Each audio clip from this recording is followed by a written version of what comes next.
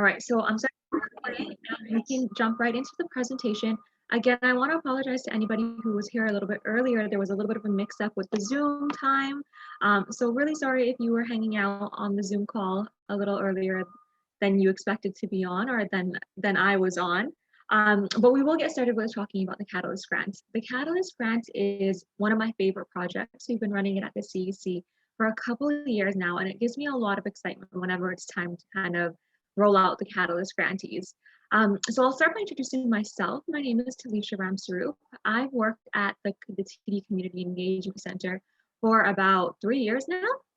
And I've been working there as a community projects coordinator, which means that two big parts of my catchment are the Catalyst Grant, as well as supporting young people as they transition into post-secondary. So I know many of you may be familiar with the CEC, but for folks who are not familiar with the CEC, we are an off-campus location of York University. We opened up in 2009, and our goal is really to create more meaningful relationships between the Jane Finch Black Creek community and York University. We opened in 2009 because of an outcalling from community members saying that they wanted a more mutually beneficial relationship between the university and the community. And what we were seeing was that there was a lot of folks who were doing research in the community. There was a lot of faculty who were engaging with the community, but we weren't necessarily seeing that relationship being reciprocated back for the community. So a lot of young people who lived in the community weren't accessing the campus. Community members weren't accessing resources. And so there was a call out from community to say, hey, like we want a better relationship between the York University and the Jane Finch community. So our doors opened in 2009.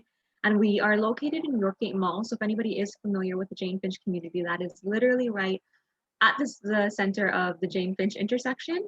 And we're located upstairs and we're connected to the Seneca office. So there's a Seneca campus where they actually do courses. And then there's our office where we do kind of community resourcing and community outreach. So we've been around for about 10 years now, a little bit more than 10 years. And we've been doing all kinds of cool stuff. Catalyst Grants is one of the projects that's been existed for the longest period that we've been there. And again, the Catalyst Grant is also based on this idea that we are really trying to create relationships between the Jane Finch community and Black Creek community. Our mandate is really to support the university's commitment to build a more engaged university by, again, facilitating mutually beneficial collaborations between the campus and between the Black Creek community. Now, I wanted to talk a little bit about our core areas. So I'm going to go over an overview of the CEC for folks who aren't familiar with the work of the CEC, and then I'm going to dive into the Catalyst Grants. But the core areas of our office are really there's 5 of them. The first one is to foster teaching and learning through experiential education opportunities that fit the community's needs. And I'm going to expand on these a little bit more. The second is to support access to post-secondary education. The third is to enhance the capacity of York faculty and students and community partners to work collaboratively on community-based research. The fourth is to coordinate institutional structure to respond to community requests and opportunities for community university collaborations. And the fifth is to support the outreach for reskilling, retooling, and redeveloping opportunities for people to thrive. And our fifth core areas was recently added. It's new. It's something that we've added during our last round of funding. So it's one of the new things that we're going to be working on. The core areas, which I'm going to expand on, are important because if your project does align with one of the core areas, it definitely is an asset. So if you are applying for the Catalyst Grant and your project aligns with one of these, it does make your grant a little bit stronger. So I'm going to expand on these a little bit more. So in terms of experiential education, some of the things our office does, and the main goal of the experiential education core area for us is to create opportunities for students to engage, but to meaningfully engage. So we do the traditional placements. So every year at our center, we have placement students in education, social work, nursing. We also have ACE placement students who are high school students from the local high schools, and we have communication students. So we have the traditional placements that run out of our office. But one of the things we started to focus on in the past 3 years is actually doing a community-based student orientation. And again, this came out of the fact that a lot of community members were saying that students were coming into the communities to do placements, but they weren't well prepared. They didn't have an idea of the background of the community. Sometimes they were saying problematic things. They were speaking in a deficit-based language, and they just weren't ready. They didn't have the familiarity of the community. So we developed and started running a community-based orientation about 2 years ago, and we run that 2 times a year, so once in September and once in January. And essentially that's for students who are doing their placements in the Jane Finch community. They don't have to be from York, but it's an orientation that prepares them to be meaningfully engaged in the community. So really getting a background of the history of the community, but also getting a background of the way institutions have worked with the community in the past to try to better that. We also run a free tax clinic every year, and that's in partnership with the accounting school or the accounting department at YorkU. And that's a free tax clinic for any community residents, and it's run by a professor and students. So students are actually the ones that are helping community members file their taxes. We have an annual work study position, so we hire a local resident who is at school at York every year. And we also explore random opportunities. So for example, nonprofits a couple years ago came to us and said, hey, like, the nonprofits in Jane Finch are really good at accessing government grants, but we haven't quite tapped into those corporate funding. Could you help us figure out how to do that? And so we collabed with one of the classes at Schulich School of Business and got one of their assignments to be to develop a partnership platform for nonprofits. So they worked one-on-one with, or there was 3 students to each nonprofit, but they worked with the nonprofit to get to know the nonprofit, to understand its needs, and then to develop a whole package, a slide deck that they can use when approaching a corporation. And they actually partnered them with corporations that they thought would fit. So experiential education for us is not just, a student coming in and doing a placement. We do that, but we also explore different opportunities that are based on community desire and based on community wants. Our second core area is access to post-secondary, and that's really just exactly what it is. It's basically helping create more access to post-secondary. So one of our main goals at the CEC is to create more opportunities for young people from the local community to access university, college, whatever that looks like. We would love for students to go to York, but our main goal is not to make sure more students go to York, it's making sure that more students have access to post-secondary period. So we do tons of things in terms of that. We do the first year network, which is supporting students from grade 12 as they transition into their first year at YorkU, and we continue to support them during their 4 years. We do the annual Walk with Excellence, which is when we celebrate the grade 12s who are graduating by marching to campus, taking over York campus, and really celebrating those grade 12s. We do workshops with students in high school from as young as grade 9 to get them to start thinking about York University or about college or university period, but we also do school tours. And we do those with middle school students as well. So we'll take students from Oakdale or from Brookview to YorkU and get them to explore campus, sit in a lecture, see the different facilities on campus, just so they know that space very early on. And that again is based on the fact that we heard from a lot of young people that even though York was literally in their backyard, they had never stepped foot on campus before. We do tons of back to school events. We do Take Your Kids to Work Day at York, where we invite the local schools to bring students on campus for our larger Take Your Kids to Work Day event. We do in-school workshops, and we also do the Women's Bridging Program, which is a program that is for women who have not completed high school, where they go through I think it's a 15-week program, and at the end of it, they are eligible to apply for YorkU. Our next core area is community-based research, and that is really important and also one of the big areas we get for the Catalyst grant. So we every year get tons of applications that are based on community-based research, and we love that. We love research, but we also come with a very specific framework of doing research in the Jane Finch community. And again, that's based on community for a very long time saying that research wasn't done in the best manner, which is why for the Catalyst grant, we always encourage, or it's mandatory that the research, if it is being done, it's being done in partnership with community. So in terms of community-based research, we've actually helped work to create the Jane Finch community, or the Jane Finch Research Partnership. We've been at that table for about 6 years now, and part of that partnership is the creation of a community ethics advisory board. So the creation of a community-led advisory board that reviews research proposals. Another part of the Jane Finch Research Partnership is the Jane Finch Repository, which is a library that hosts all of the research that's been done about and in the Jane Finch community. That way it's accessible to community members, because for a long time that research was being done and then stored at U-of-T's library or York's library, and community didn't have any access to research that was being done about themselves. So the Jane Finch Repository, the Jane Finch Advisory Board, and then there's also the Jane Finch Principles document, which is, if anybody here is thinking about doing a project that involves research, I strongly recommend you build in the Jane Finch Research Partnerships Principles document into your proposal. because it's a document that basically details how folks in the community expect research to be done in the community. So it's a great tool, even if you're not planning on doing research for the Catalyst grant, but you do research in general. The Jane Finch Research Partnership Principles document, which you can just Google, or I can post a link in the chat in a bit, is definitely something that we would love to see in proposals if your research is based, if your project is based on research, but also just a good tool anyways. I wanted to flag, for example, like I mentioned, there are tons of Catalyst grants that apply based on community-based research. And I wanted to flag one that happened last year. One of the Catalyst grants that was accepted last year was called Co-Designing with Communities. And this Catalyst grant was a partnership between a professor at YorkU and the Jane Finch Family Center. And the partnership was really around doing research with seniors during the COVID pandemic to see how they would like to access programming. So that's the type of research we're interested in seeing, because the research is being done based on the needs of the Jane Finch community. So Jane Finch Family Center came together and said, you know, our seniors are usually accessing program in person. With COVID, they're not able to do that. We need to figure out what it looks like to do research during, or to do programming during the pandemic to make sure our seniors are engaged. They worked with the professor at YorkU who was doing research already on aging community members and access to technologies, and we're able to create this really cool research project that helped better inform how to do programming online for seniors. So that's one of the examples of a research project we funded in the past.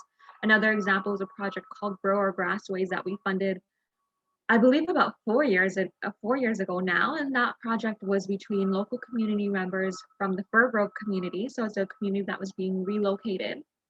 It's a Toronto community housing community, and residents were being forced out of their homes. And so a local group called Grow Our Grassways partnered with the School of Environmental Studies at YorkU, the city planning department in that school, and actually did a photo voice project where they collected stories of the residents who were living in that area who were going to be forced to relocate, and use that research to kind of advocate against the closure of housing. It was the year that John Tory announced that they're not closing any more housing after the deputation from our community members, the Grow Our Grassways group. So those are some ideas of community-based research that we are, passionate about funding. Again, one of our core areas is community-university collaboration. And again, this is the exact, the Catalyst grant is an exact example of this. We are really passionate about, pushing or creating more university community collaborations, and university community collaborations that are based on community need, or that are coming from community. So there's a couple things that we do, including the creation of a community of practice on campus for anybody who is doing community engagement. If some of you may have heard about the Catalyst grant through the community of practice. If so, that is amazing. But if you are doing community engagement and you are on campus, that is also a table that you may want to think about. We are also working on creating an anchor institution at YorkU. That's one of our main mandates, kind of pushing that anchor institution framework forward. We also work on sitting on different community networks, different committees and collaborations. And again, the Catalyst grant is one of the big ways that we kind of encourage community university collaboration. So those are our core areas. I wanted to spend some time talking about the Catalyst grant. So the Catalyst grant has existed since 2015. We've had it around for about 6 years now. And in 2015, when it started, we funded 6 community university partnerships, including, for example, if folks are familiar with the CAPG program, that was one of our initial funding, or one of our initial programs that we funded. We also funded programs on conflict mediation, tons of different programs. Every year we fund about 4 to 5 programs. So that's usually the goal. And usually we award anywhere between $5,000 is the usual amount that we award to partnerships. We can go up a little bit, but we usually don't award more than $10,000. It has to be a very strong application for us to even award anything above $5,000. But the set amount that we typically give out is $5,000. The Catalyst grant is really designed to fund new projects or startup projects. So again, you can't do a lot with $5,000. So it's kind of seed funding. It's funding to help think through an idea, to design something that's innovative, to kind of start a project that, again, is really based on creating that university community partnerships. I wanted to flag that because I like to remind folks that it's not a lot of fun. So it's, again, the idea is that seed funding, that catalyst funding to start something that can be created as something bigger. It is, again, for new ideas, not for existing projects. It's for new partnerships between the university and the community. So that's the intention of the Catalyst Grant. What do we mean by community partnership? So if you are thinking of applying for a Catalyst Grant, my biggest piece of advice to you is to make sure that you have a strong partnership. We do not fund any Catalyst Grants that aren't in partnership. You need to have a York University partner as well as a community partner. This is one of the major factors that depends on if you get the grant or not, the level of partnerships. And in the past, we've had people who have applied who the partnership was just a signature. They hadn't really detailed what that partnership will look like. But for us, we really want to know what that partnership looks like. What is the role of the university in this project? What is the role of the community? And really, why do you need each other, right? So why is it important to have both the university and the community in this project? What do you both bring? So that's definitely something that you want to kind of emphasize in the application. But again, we're looking for projects that are more than just having a partner sign off on the application and the final report. We're looking for projects which really bridge that partnership and create partnership. And it'd be great if that partnership is something that continues after, if you're able to access funding. A couple of our groups last year were able to get refunded from different organizations to continue their project. We love that. We love to see projects that continue after the Catalyst Grant. But again, that partnership piece is a really key piece. You really need to make sure that your partnership is strong, that both partners are engaged, are passionate, and have the capacity to support the project, and that we're seeing that conveyed in the application. So rather it's sharing, resources that York may have or resources that the community may have. Again, that partnership piece is really key. An example of a really great partnership, as I mentioned earlier, the Jane Finch Community Research Partnership. So they were a partnership between the Jane Finch community, so residents of the community, and York libraries originally that came together to change the way that research was done in the community. But the partnership was really great because the libraries at York really supported the community members in looking at what does it mean to develop an online repository? What are the copyright issues behind that? What does it mean to get copyright? All of those different things, it was all the libraries that were providing that, and the community really saying, what does this repository look like? Who has access to it? Where is it hosted? So that was a great example of a really cool partnership that has led to something much bigger now. The Jane Finch Community Research Partnership, since we funded it, has just kind of taken off and created its own whirlwind of amazing work. But again, it was a really great partnership between the libraries and residents in the Jane Finch community who were coming together and, were able to bring assets from both of their sides to create this really innovative partnership. We really like to see when, you detail again what that partnership looks like. So that's definitely something that you do want to kind of cover. All right, so I'm going to talk a little bit about the focus of the Jane Finch Black Creek community. So any grant that we fund has to be focused on the Jane Finch Black Creek community. So the Catalyst Grant is very hyper local. It's a grant that is focused on Jane Finch. It's a grant that's intended to support the Jane Finch community. So if you are thinking about putting it in a grant, but you're thinking of doing work in another community, this may not be the grant that's for you. We are open to proposals that are doing work in multiple communities, including the Jane Finch community.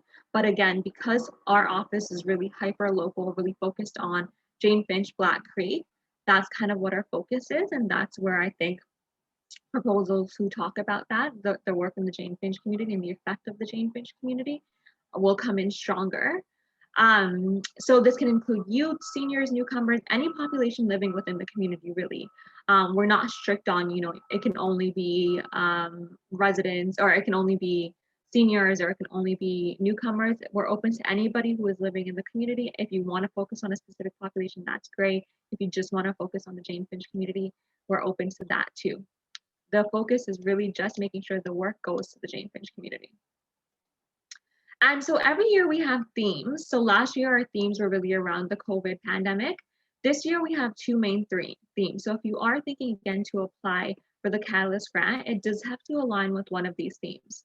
So the first theme is strengthening communities. So this is projects which aim to strengthen a response to a community challenge or a gap.